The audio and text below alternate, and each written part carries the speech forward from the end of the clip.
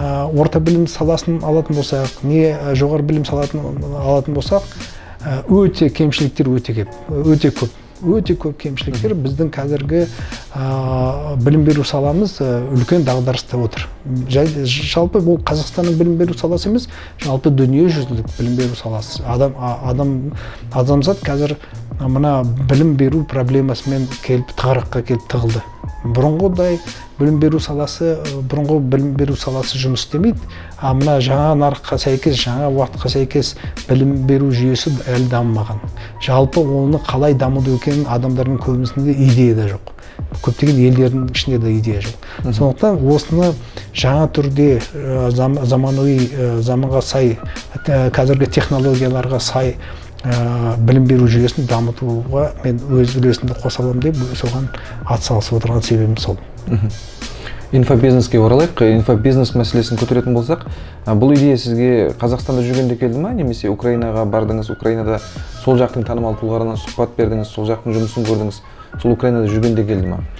Жоқ, мысалы бұл жерде былай ғой, ол дұрыс, көп адамдар дұрыс түсінбейді. Инфобизнес дейді, мәселе инфобизнес емес. Мысалы, инфобизнес деген, мысалы, көп адамдар келеді, ақпаратты береді. Информация, ақпарат, ол инфобизнес. Ол ақпарат беру бизнесі дейді. Бірақ менің бұған көзқарасым және менің қағидаларым мүлдем бөлек. Мен өйткені негізіне қараймын да, мысалы, әр білімнің өзінің мақсаты болу керек. Ал әр білімнің мақсаты неде? Түпкі мақсаты адамның өмірін өзгерту.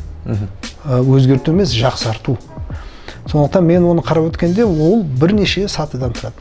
Бірінші ақпарат. Ақпарат дегеніміз не? Ол күнделікті ағылып төгіліп жатқан ешкімге керек жоқ құнсыз нәрсе. Ол адамды тек қана шатастырып басына айналдыратын нәрсе. Сондықтан қазіргі заманда алатын болсақ, қазір әрбір сағат сайын дүниежүзінде барлық ақпарат саны жалпы біздің тарихымызда өндірілген ақпарат санынан асып тұр. Бір сағаттың ішінде. 2 есе көбейіп жатыр да.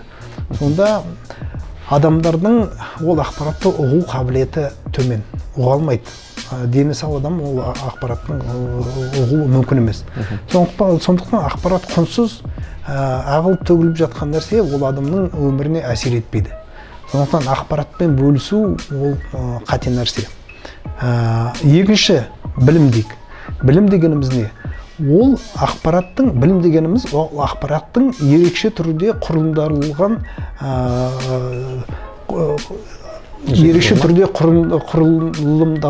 ақпарат, білім деген. Мысалы, барлық өсімдіктер жөніндегі ақпарат, ол ботаника болып аталады. Жануар әлемі жөніндегі ақпарат, ол зоология деп аталады. Минерал жөніндегі ақпарат, ол геология деп аталады. Сөйтіп, білім ол ақпарат, бірақ ерекше түрде құрылымдалған ақпарат. Жүйеленген, иә? Жүйеленген. Ол білім, ол да адамға әсер етпейді, өміріне әсер етпейді. Өйткені білімді адамдар көп, бірақ өз бастарын асыра алмай жүрген адамдар көп. Сондықтан білімді адамның өміріне әсер етпейді. Үшінші сат ол түсінік. Түсінік дегеніміз не? Түсінік деген ол білімнің ұққан бөлігі.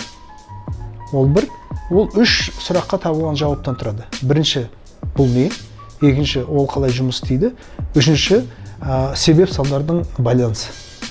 Ол, мысалы, түсінігі бар адам, ол жаңа білімнен 3 нәрсені алады. Бұл не? Бұл қалай жұмыс істейді? Және бұның себеп салдары қандай? Осы 3 нәрсені білген адам, ол уже түсінді деген сөз. Ал енді түсінігі бар адам, өмірін өзгерте ала ма? Тағы да өзгерте алмайды. Өйткені түсінетін адамдар көп, істейтін адамдар аз. Өйткені сен түсіне отырып, әрекет жасамасаң, өміріңді өзгертпейсің. Тәжірибе жинамайсың. Сондықтан әрекет жасау керек. Ал әрекет жасау үшін біріншіден сен мақсатың болу керек, екінші сен түсінігің болу керек. Сосын әрекет жасайсың, әрекет жасағаннан кейін не пайда болады?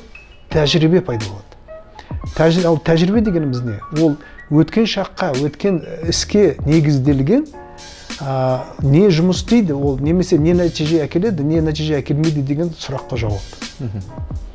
Міне, сенде уже тәжірибең бар.